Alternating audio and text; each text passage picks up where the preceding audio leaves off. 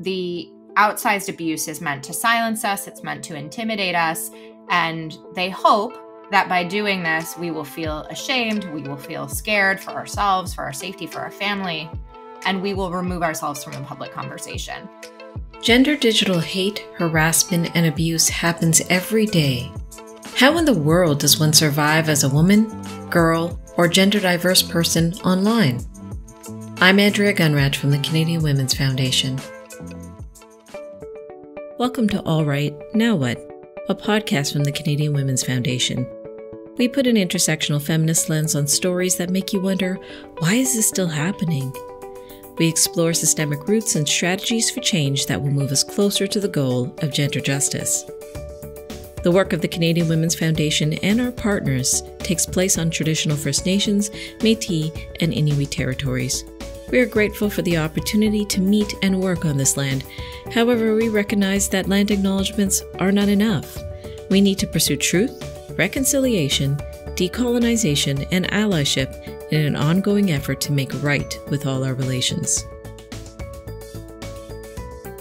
Facebook, Twitch, Discord, Tinder, X, Instagram, TikTok, YouTube, Reddit, LinkedIn, Zoom.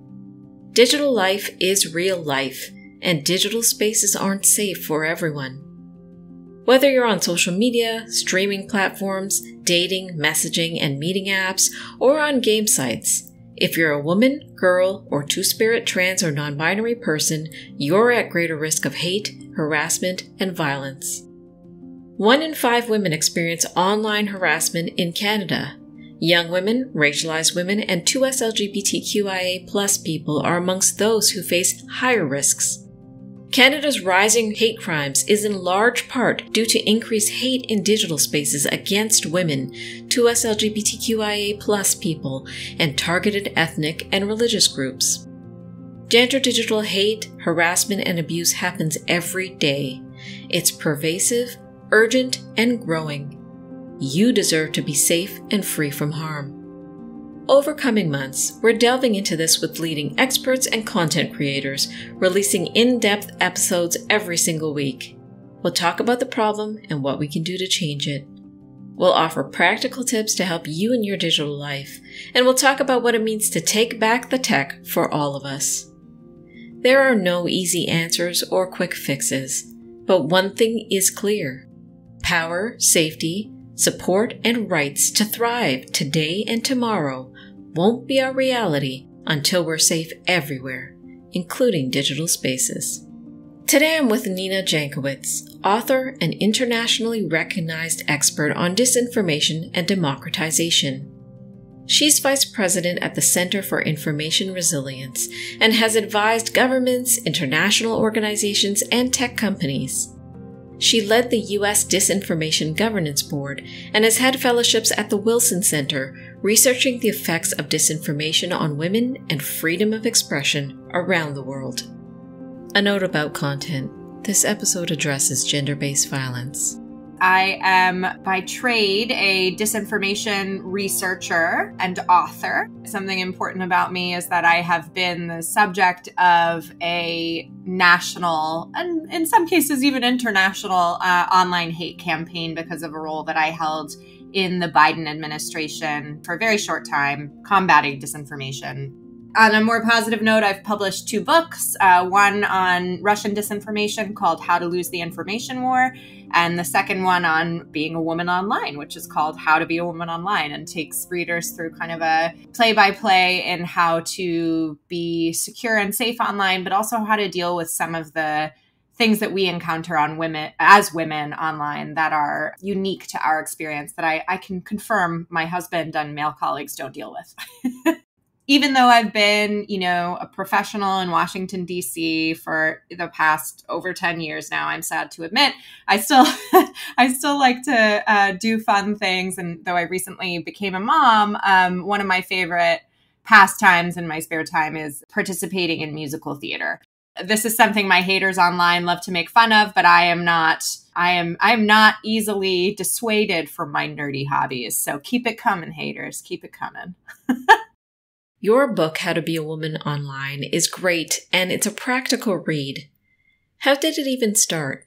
The book, How to Be a Woman Online, actually stemmed from some broader research that I did at the Wilson Center with a group of women who were interested in unpacking gendered disinformation and online abuse in the context of the 2020 US election. There had been a lot of work done looking at specific platforms or specific individual women versus men, but there hadn't been a lot that was longitudinal in terms of more than just a specific couple days online, and also cross-platform. And so we did this pilot study comparing 13 women in mostly the United States, but we did include 3 women from Canada, the UK, and New Zealand across various political parties, age groups, racial and gender diverse folks. What we found was really staggering. Over 330,000 pieces of gendered abuse or disinformation across a 2-month period targeted at these 13 candidates. Short period of time, wide look at platforms, and a very small amount of subjects. And I think it confirmed what we all knew, but we didn't quite know how visceral and how bad the problem was until we had to look individually at each of these pieces of abuse to kind of categorize them. We found also that so much of the abuse that we see online goes undetected. And a lot of the stuff that we found, we wouldn't have found if we hadn't done such in-depth research looking at kind of the conversation around these individual candidates for office and understanding the nicknames that abusers gave them, some of which would be kind of undetectable if you weren't searching for them.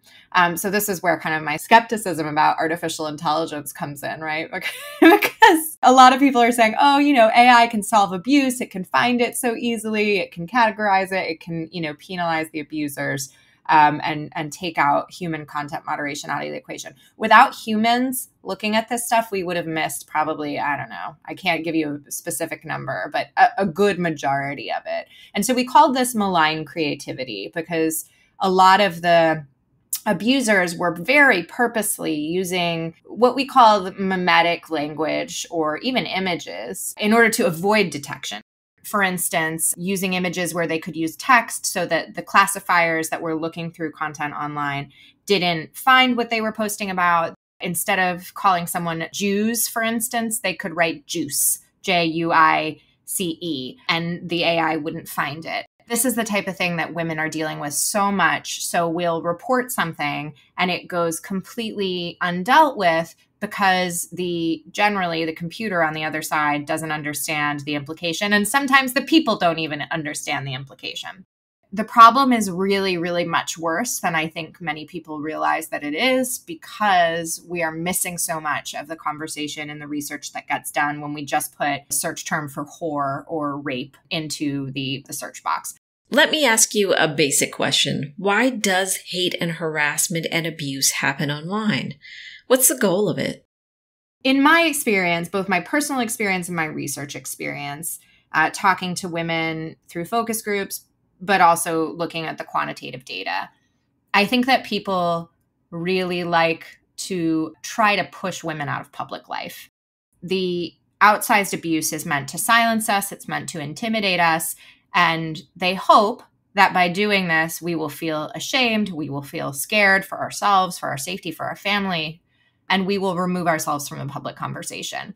Because when we looked across these many different platforms, 6 different platforms during the malign creativity study, we found the large majority of the abuse was on Twitter. And the reason that it was on Twitter is not just because it's a popular platform. It is because, we hypothesize, people like to yell at their targets, not just about their targets. If they're on a platform like Parler or Truth Social, let's say, it doesn't have the impact that it has on the individual, the woman at the receiving end seeing it. It's not as fun to talk about somebody behind their back. It's fun to shout directly at them. And I think we're going to see that shifting as, people coagulate around one platform in the post-Twitter era. People went as far during the abuse campaign against me, or during the height of it, I would say it's still going on. People went as far as to comment on pictures of a cat that is long dead that I had posted on Facebook in a public kind of photography forum. They were in a Facebook group or on a Facebook page, and they saw and searched for my name on Facebook and saw this and commented on pictures of this dead cat so that they could get to me. Similarly, they'd send emails to me, to my various addresses at the Wilson Center or at Syracuse, Syracuse University, where I'm an adjunct professor, all sorts of things. And the idea, again, is to intimidate us. It's really shocking to me, but I think the internet does facilitate that, because these folks almost certainly would not have the courage to say something like that to your face if it had societal and social repercussions for them. Your book includes a vivid scenario that talks about how we tend to downplay abuse in digital spaces. Why don't we take it seriously? This is something I think about a lot, and there is a broad-based, I would say, minimization of the experience of women online. It can't possibly have an effect on women beyond when they shut down that social media platform or walk away from their device or computer. And that really discounts A, women's role in society, but B, the psychological experiences that happen on the internet. And anybody who has, seen a disturbing video online, even if it has nothing to do with you, should understand that that can have a very visceral reaction on your psyche, on your physical and emotional well-being.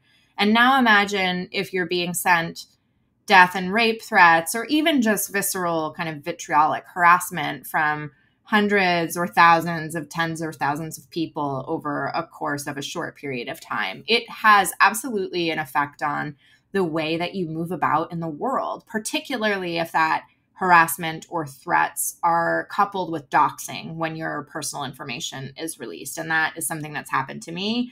I've also had the unfortunate experience of being recognized in public by people who, I don't want to say wish me harm, but certainly people who weren't fans of me, who then posted my real-time location on their Twitter profiles. One of the guys had tens of thousands of followers, and he posted a picture of me.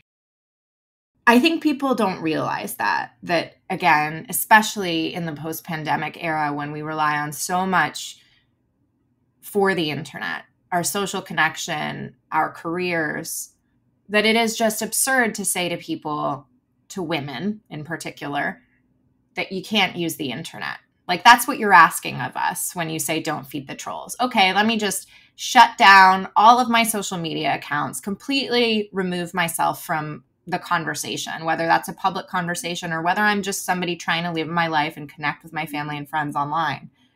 You're asking us to remove ourselves from that key part of public life, to not use the affordances that make our lives easier on the internet because of the potential harm that it does. Essentially, what it boils down to is stay at home and raise your kids, right? Because if you're not engaging in the public conversation, if you're not connecting with people, then what are you doing? And that's really scary to me. Our policymakers also discount that. They have not yet bridged the gap between what we see online and kind of the harms caused and the laws that we have for things like stalking, other types of abuse.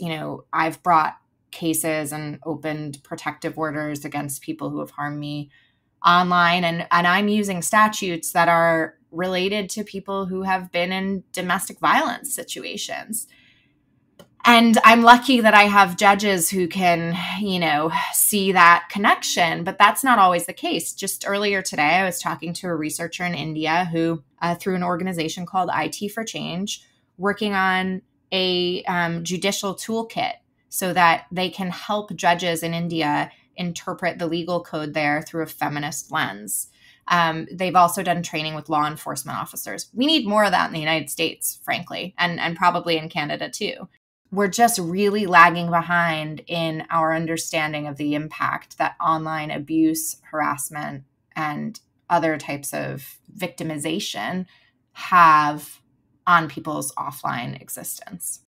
In the research you've done in this area, what are hidden issues that really stand out to you most? Women of intersectional identities, so who either are, racially diverse, ethnically diverse, religiously diverse, or sexually diverse, experience compounded abuse. Myself, as a white woman, I've experienced some pretty terrible stuff. But if I had been a woman of color or a queer woman, I would have gotten way, way, way worse. In particular, Black women in the United States, they skip over all the quote unquote niceties of abuse and they go straight for the violent stuff. They go straight to doxing and targeting people's families. You've got a banner right behind you that says, until all of us have made it, none of us have made it. And I think it's really important to give voice to those experiences and the fact that we often overlook intersectionality in our conversations about online abuse against women. So that's the first thing. The second thing that I do think is pretty shocking and surprising is how little political will there is among the social media companies where this abuse is taking place to stop the abuse. It is really disconcerting to me that they don't want to do more to make it a safe place for 50% of their users.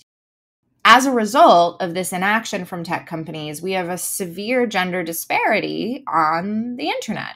Women don't use the internet as much as men or to the same extent. So on Twitter, and this is an old statistic now, but men got retweeted twice as often as women. On Reddit, which is the homepage, the front page of the internet, 75% of users are men. And there's a reason for that. It's because there's some of the most disgusting, misogynistic diatribes I've ever seen on Reddit. And what that means, again, is that women are just removing themselves from the conversation. They are self-selecting and self-censoring out. Your book shares some practical tips on what we can personally do to protect ourselves and each other in hostile digital spaces. Can you share some top tips with us now? The first and most important thing is to think about how you secure your data. I, in some ways, regret that it's the first practical chapter of my book because it's boring. It's just talking about how to change your privacy settings and things like that. But having good passwords, having two-factor authentication on your accounts, and thinking about how you want to remove your personal data from the internet. And there are various services that you can subscribe to that do this for you. You can also do it on your own. It's just quite time-consuming to write these removal requests and learn how to do it for each of the platforms that your personal data might be present on. So I'm talking about ad exchanges and things like this, which are more prevalent in the US than they are in Canada, even affect Europeans, even with GDPR. So it's a thing that we all have to think about. That is the sort of stuff that will keep you physically safe.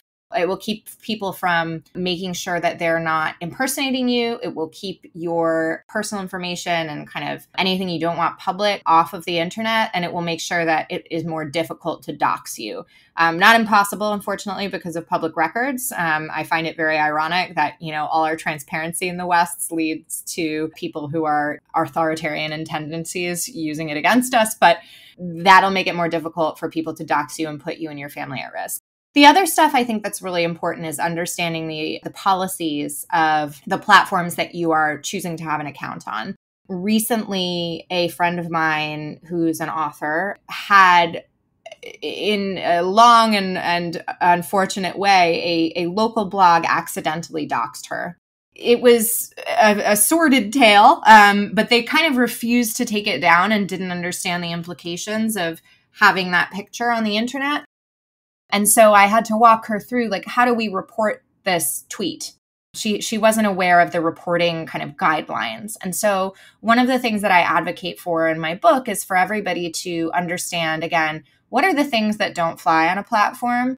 Where do you know and how do you know if it crosses a line? And then what do you do when that line is crossed? And I'm shocked, but not surprised, again, that so many of the women that I speak to across a variety of different fields don't know how to report stuff online or don't take the time to do it. And that might be, again, because of the lack of political will that we spoke about. They know that it's not going to go anywhere or have a feeling that it's not going to go anywhere. But it does send an important signal to the platform that whether intentional or not, this is an account that has broken the rules. It gives them data about what to look for in the future so that they can crack down on the people who are using that malign creativity and trying to get around the rules that we talked about before. In most cases, it doesn't take very long. So there are ways that you can do that. You can have other people do it for you, but it's something that I think is part of being a good online bystander on the internet. And that's not just when it's happening to you. It's about when it's happening to people that you see as well. This one is a bit more proactive and not just defensive, but it's about creating the sort of environment that you want to see online. And this was interesting to see on Threads when people started joining Threads en masse. People were talking about, not reblogging or retweeting, for lack of a better word, the content of the bad actors who were trying to get on Threads. They were like, let's not do that here. Let's not amplify them, block them immediately. That's going to give important information to Threads. And it was just music to my ears to see that people finally were understanding how the oxygen of amplification works on the internet. If you want to see more diverse women sharing content online, support them. Share their content. Tell them how much it means to you. And if you see the baddies doing horrible stuff, actively report them, block them, don't engage with them. All of that sounds really important signals, again, to the platforms about the sorts of things that people are finding useful online. And then I think just calling out bad behavior when we see it. And sometimes, this can be done in a way that incentivizes further abuse. And I'm not a big fan of that. So what I like to do, and I talk about this in the book, is shame people, but not do it in a way that amplifies them further. So I tend to take a screenshot. I will blur out, or if I'm on Instagram, kind of X out using the drawing tool, their avatar and their username. And then I make fun of them, which is kind of cathartic for me, but it doesn't give them any amplification. Like I said, it shames them and points out how ridiculous their behavior is, and also is kind of empowering for me and for other women who are looking through this stuff and saying like, wow, I had written a newsletter about my dog who recently died. And it was like an emotional piece about, this being that I spent 11 years with, 11 really important years. And I got so much positive feedback from it of people who really identified with it. And then one man who just wrote, "You are embarrassing." And I thought that was really interesting. It was kind of, am I the embarrassing one? You're the one that's commenting on somebody's post about their dead dog. I guess you're really not a dog person, right? That sort of thing, I think, can just really flip the script on like, I'm not intimidated by you. I'm not going to give you what you want. I'm not going to take the bait, but I am going to call you out for your bad behavior. Let me ask you this.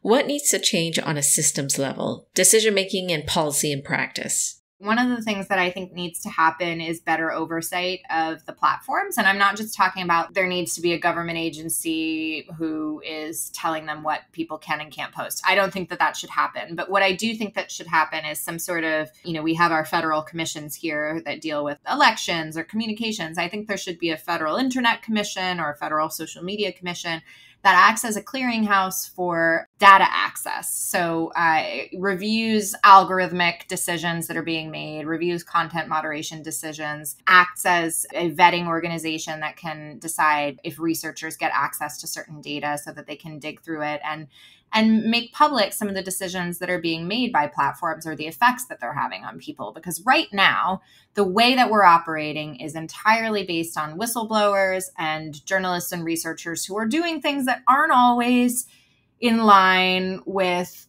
standard data practices or the terms of service of the specific platforms. And we're operating with a small amount of data. Ways into the platforms are slowly being closed off, and that allows us to pressure them much, much less than we were before. It's an indirect effect, right? But the more that we get information about how those decisions are being made online, the broader picture we can have and the more accurate picture that we can have about how that stuff affects people offline. I absolutely think we need to pressure lawmakers. I try to have hard conversations whenever I'm in the room with lawmakers, or when I'm writing things now, holding their feet to the fire, really holding them to account because they hold the power. And you can have a bunch of working groups. It's not just lawmakers, but policymakers at other levels as well. The long and short of it is that we just need to keep speaking truth to power. And I wish it didn't have to be something that I'm doing, but it is something that I think can have a tangible impact for women in the future. And so I'm going to keep doing it. So help us bring this episode home. What takeaway do you want us to leave with? I think the other thing that is important to know about online abuse and the realities of being a woman online is that we tend to discount our experiences. And it's not until someone else gives them voice or recognizes them that we say, yeah, you know what? That is kind of screwed up and I'm not going to stand for it. I think it's important to talk about this stuff when it's happening. It's important to report it. If you have the resources to report, in particular, sustained abuse, doxing, stalking, etc., to law enforcement, it's important to do that as well. And let me tell you, it is exhausting. It is not, again, something I would wish on my worst enemy. I have been going back and forth with my stalker on a protective order for the majority of this year. I view that as also in its own way a form of change, because every officer that I encounter in filing that, every judge that I encounter is going to learn a little bit about what it's like to be a woman on the internet today. And that's going to change the system more broadly for other women in the future. So I encourage folks to talk about stuff, to report it up through the channels as much as they can. Our foremothers, if I may, started talking about the barriers they had at the workplace, and in particular, sexual harassment that was just endemic. This is not part of the job of being a woman online. This is not the cost of raising our voices, because the men in our lives don't have to deal with the same thing. And so we shouldn't stand for it. All right, now what? Check out How to Be a Woman Online, Surviving Abuse and Harassment and How to Fight Back by Nina Jankowicz, available in book and audio format. Get the facts on gender digital hate, harassment, and abuse by visiting our fact page on CanadianWomen.org. While you're there, read about our new Feminist Creator Prize to uplift feminist digital creators advocating for gender justice, safety, and freedom from harm. Did this episode help you? Did you learn anything new? We want to know. Please visit this episode's show notes to fill out our brief listener survey. You'll be entered to win a special prize pack. This series of podcast episodes has been made possible in part by the Government of Canada. Please listen, subscribe, rate, and review this podcast. If you appreciate this content, please consider becoming a monthly donor to the Canadian Women's Foundation. People like you will make the goal of gender justice a reality. Visit CanadianWomen.org to give today, and thank you for your tireless support.